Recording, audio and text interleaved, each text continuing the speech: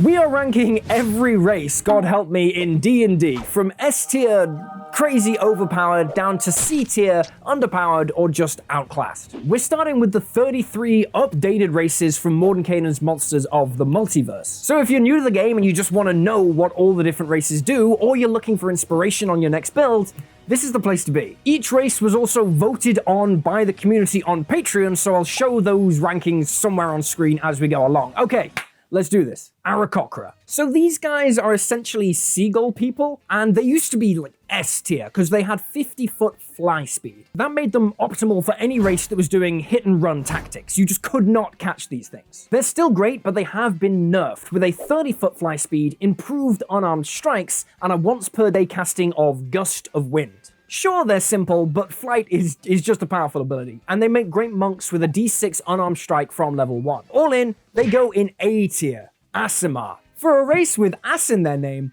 these guys are pretty good. They're basically humans mixed with angels, packing a resistance to necrotic damage and radiant damage and dark vision and some free healing magic. Their big thing is Celestial Revelation, which is like a once per day transformation that lets you either frighten enemies or shine a light from your face, or the one that everyone actually picks, fly. It lasts for 1 minute, and you also deal extra radiant damage on every attack you make while transformed. That means Aasimar are actually better with classes that make lots of attacks, like fighters, monks, and warlocks. All in, I'm giving them a solid B tier.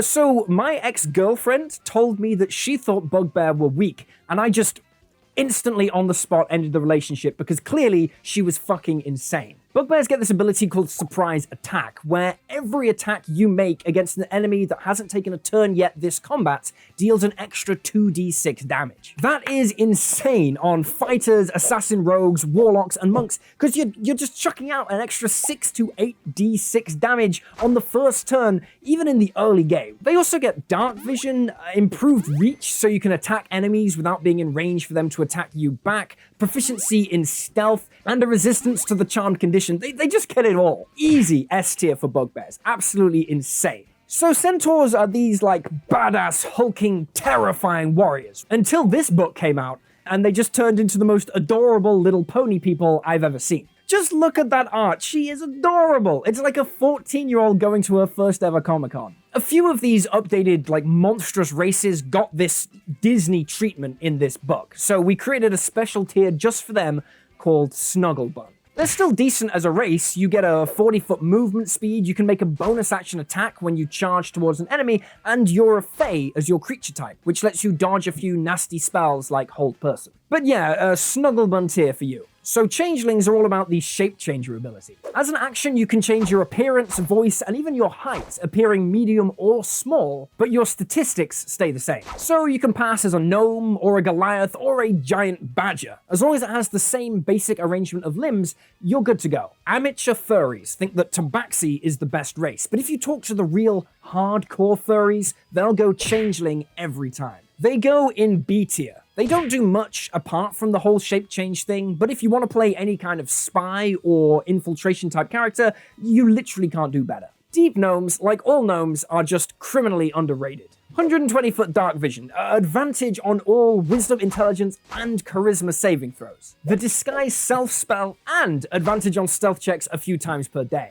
Easy A tier. They're amazing on any class. People just don't like them because they can't pronounce the word Svirfneblin. Speaking of things people can't pronounce, Duergar, another race with 120 feet of dark vision and some free magic. Duergar get enlarge, reduce, and invisibility for free once per long rest, both amazing spells. Then you resist poison damage and get advantage on saves against the poison condition, the charmed condition, and the stunned condition. Free spells are always good, but I gotta mention that any race that gets free spells tends to make better spellcasters. That's because if you are a spellcaster and you're also a race that can cast spells, those spells are added to your spell list, so you have the option of casting them more than once. Anyway, solid B tier for Duergar. So Eladrin can teleport as a bonus action, which is just really good. You even get bonus effects to charm a creature, frighten a creature, or just deal extra damage when you teleport. Aside from that, it's the usual elf stuff, some free proficiencies, 4-hour long rest, dark vision, and advantage against charm effects, which are all great abilities. Eladrin's whole gimmick is that they change personality types and even appearance and abilities depending on the season that they're in. A solid A tier, they're both really strong mechanically and just awesome for roleplay. Fairies get 2 great once per long rest spells in Fairy Fire and Enlarge Reduce. That's a good start to any race. It's also a good end because that's everything fairies have. They're also Fae. A tier, because flight is good and their spells are good.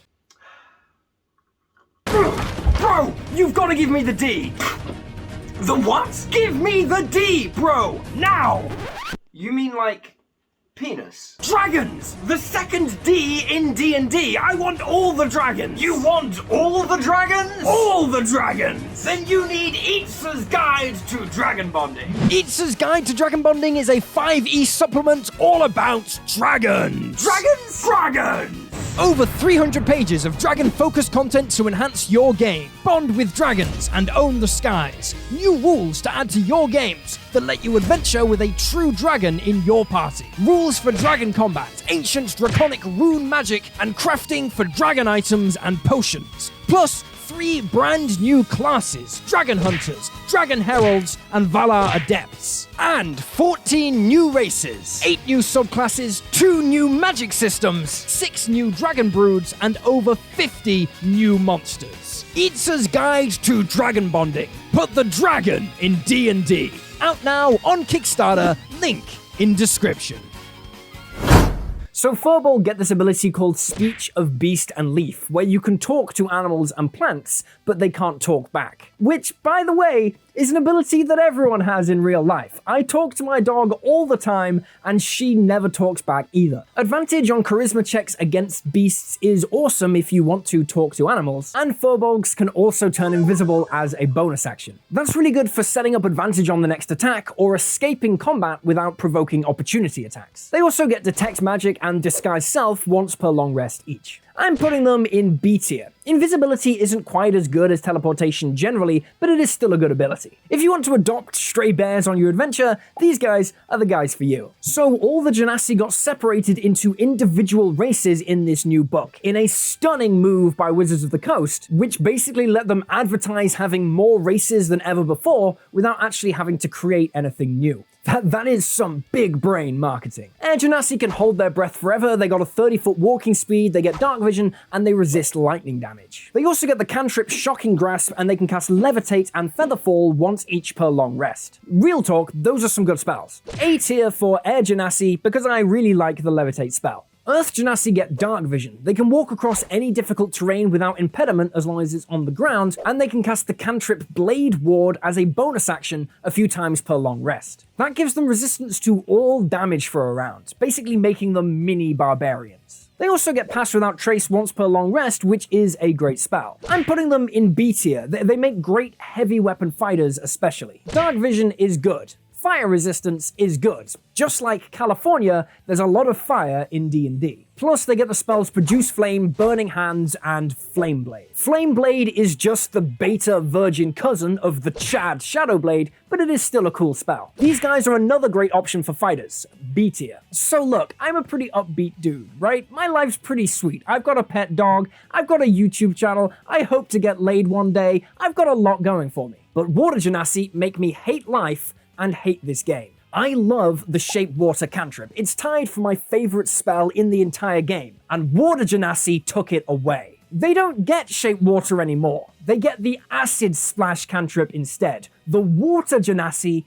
get the Acid Splash cantrip. C tier, Water Genasi suck. They're the only Genasi that don't get Dark Vision, and they resist acid damage when obviously they should resist cold damage instead. Oh yeah, and all their spells suck as well. So Githyanki get a bonus action teleport like Eladrin, but it is worse. They get it through a free casting of Misty Spell once per long rest from 5th level. But because that's a spell and not an ability, they can't cast another leveled spell on the turn that they use a bonus action to do it. However, Mage Hand is a great cantrip to get for free. They also get like a super elf trance, where you can pick up 1 free skill proficiency at the end of a long rest. That lets you sort of stack the dice in your favor if you know what you're going to be doing the next day. Also, psychic resistance is okay. I'm putting them in B tier. Githzerai get shield, which is a hell of a lot better than jump, which is what Githyanki get at 3rd level, but they also get detect thoughts, which is definitely worse than Misty Step. Also psychic resistance again, but this time you also get advantage on saving throws against the charmed and frightened conditions. Githzerai just make it into A tier. The shield spell is no joke. It's especially good on clerics, paladins, druids, and rangers who can cast it with their other spell slots as well. Goblin. Advantage against being charmed, dark vision, and fury of the small. Apparently, small people got less furious over the years because this ability deals less damage than it used to, but it still gives you bonus damage on an attack or spell equal to your proficiency bonus against a creature that is bigger than you. Nimble Escape, though, that feature is pretty good. It's a bonus action disengage or hide every turn with no restriction. It's great for hit and run builds who like to charge in, cast Booming Blade, and then slip out again. I really like Goblin on Eldritch Knight fighters. I'm putting them at the absolute top of B tier. Goliaths are little giants, which makes them really tall and really strong. They can push, drag, and lift double the amount of other races their size. They also resist cold damage, and they can reduce incoming damage with their Stone's Endurance trait. Basically, when you're hit, you roll a d12, you add your Constitution modifier to that roll, and the damage you take is reduced by that much. That's an average of 11 hit points reduced with maxed out con, and you can do it multiple times per long rest. They go in B tier. If you're looking to tank, this is a hell of a choice. Harengon are pretty good. They're rabbits, basically. You add your proficiency bonus to your initiative rolls, and going first is always nice, and you have proficiency in the best skill in the game, Perception. You also get to add a d4 to any dex save you fail, potentially turning it into a success. But the really cool ability is Rabbit Hop. You jump a number of feet equal to 5 times your proficiency bonus as a bonus action without provoking opportunity attacks. That's a free disengage plus a crazy movement speed buff, plus it's boosted by the jump spell, which means there's actually a reason to cast the jump spell in D&D. They go in B tier. They're especially fun if you like grappling enemies, jumping 30 feet in the air, and pile driving them into the dust. Hobgoblins went from wanting to tear your face off to being one of the cutest, sweetest little races in the entire game. Even mechanically, everything they do got reflavored to make it super adorable. They're actually fantastic, with a bonus action help plus heal, and a pretty much free +3 on any attack roll, ability check, or saving throw multiple times per long rest. I'd put them top of A tier if they weren't going right down at the top of Snugglebuns tier, because they're just way too adorable. Kenku's big thing is mimicry. They have advantage on any check to duplicate writing or craftsmanship, and can imitate any sound they hear, including voices. So you can imitate a dragon's roar or beatbox like a champion, and other creatures need to pass an insight check to tell that it's fake. They also get proficiency in any 2 skills and can give themselves advantage on those skills multiple times per day. So any build that wants to be amazing at something like athletics for grappling fighters or stealth for rogues are really good Kenku. All in, I think they're just good enough to make it to A tier. Okay. Kobolds are awesome. They get Dark Vision and Draconic Cry, which lets you scream as a bonus action to give yourself and all allies advantage on all attack rolls against all enemies who are within 10 feet of you. That is a really good support ability. They also get your choice of any 3 bonus abilities. You either get a free skill proficiency, meh, advantage on saves against being frightened, pretty good, or access to any sorcerer cantrip. Awesome. They make amazing melee warriors like rogues, fighters, paladins, and barbarians. And you can pick up the Firebolt cantrip to have a decent ranged damage option on any build. Look, you can call me a lizard propaganda spreading cuck if you like, but I'm putting them in S tier. I really think they're that good. If you want to roleplay a character that eats other characters, then Lizardfolk are the race for you. Even though according to this book, they totally don't do that anymore. Wink. Plus 2 free skill proficiencies and a bonus action bite attack, which gives you temporary HP when you land it. This makes Lizardfolk amazing martial characters, with a multi-attack option right from level 1, even without dual wielding. Honestly, I think they're underrated. They're going in A tier. And if the new light weapon property rules from 1D&D stick around, these guys would go up to S tier as rangers. Minotaurs are these hulking, terrifying monsters of war, with a crown of deadly horns and a vicious temperament. Until this book came along and made them the sweetest little cowfolk ever. I just love the massive dissonance between this new cute art and the names of their abilities like Goring Rush and Hammering Horns. Basically, they get a horn attack unarmed strike and a bonus action horn attack if they dash up to 20 feet. They also have advantage on survival checks to navigate or track, so of course, they go at the very top of Snugglebun's tier. Adorable. Orcs are kind of this ironic race, where stereotypically you'd think they'd be super buff barbarian types, but their abilities are actually way better suited to frail spellcasters. Wow, where do you work out? Huh, the library. They have a bonus action dash that also gives them temporary hit points and a once per day I choose not to die button, where if they'd fall to 0 hit points, they fall to 1 hit point instead. They also get dark vision and can lift dragon push double the amount of other races their size. I reckon they go in low A tier, and they're a really fun option if you want to roleplay against a common stereotype. Oh god, Mr. Tumnus is so broken. So satyrs did get nerfed in this book, because their magic resistance now only works on spells, not on all magical effects. However, advantage on all saves against all spells is still amazing. And they get 35 movement speed, super jumps, proficiency in performance and persuasion, 2 great skills, and upgraded unarmed strikes. And they're Fae, so they also dodge a bunch of bullshit spell effects that way too. I'm putting them in low S tier. If they were the old satyr, they would be high S tier. Okay, I'm not going to sugarcoat this, but sea elves are pretty bad compared to every other elf subrace, unless you have a campaign which specifically takes place in or under the sea. You get a 30-foot swim speed, resistance to cold damage, and then all the other usual elf stuff. Their big, splashy feature is Friend of the Sea, making it that beasts who have a swim speed can understand what you say. But it doesn't give you advantage on any checks to interact with them, like the Firbolg have, which kind of means it sucks. If you're playing in a water-focused campaign, these guys are B tier, but if not, I'm putting them down under the sea.